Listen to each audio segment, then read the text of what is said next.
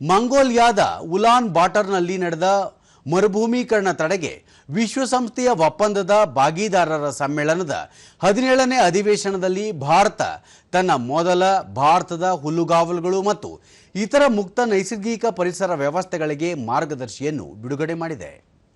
ಈ ದಾಖಲೆಯು ಭಾರತದ ಹುಲ್ಲುಗಾವಲುಗಳು, ಮರುಭೂಮಿಗಳು ಮತ್ತು ಇತರ ಮುಕ್ತ ನೈಸರ್ಗಿಕ ಪರಿಸರ ವ್ಯವಸ್ಥೆಗಳ ಶ್ರೀಮಂತ ವೈವಿಧ್ಯತೆ, ಪರಿಸರ ಮಹತ್ವ ಮತ್ತು ಸಾಮಾಜಿಕ ಆರ್ಥಿಕ ಪ್ರಾಮುಖ್ಯತೆಯನ್ನು ಎತ್ತಿ ಹಿಡಿಯುತ್ತದೆ.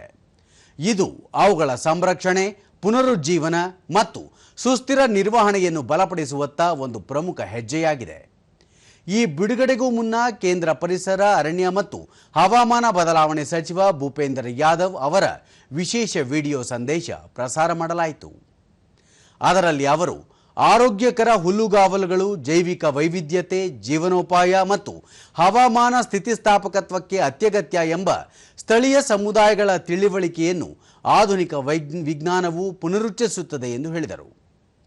ಮಾರ್ಗದರ್ಶಿಯನ್ನು ಭಾರತದ ಮುಕ್ತ ನೈಸರ್ಗಿಕ ಪರಿಸರ ವ್ಯವಸ್ಥೆಗಳನ್ನು ಗುರುತಿಸುವತ್ತ ಪ್ರಮುಖ ಹೆಜ್ಜೆ ಎಂದು ಬಣ್ಣಿಸಿರುವ ಅವರು, ಇದು ಪರಿಸರ ವ್ಯವಸ್ಥೆಗಳ ಬಗ್ಗೆ ಹೆಚ್ಚಿನ ತಿಳಿವಳಿಕೆ ಮತ್ತು ಸಂರಕ್ಷಣೆಗೆ ಸ್ಫೂರ್ತಿ ನೀಡುತ್ತದೆ ಎಂದು ಹೇಳಿದ್ದಾರೆ.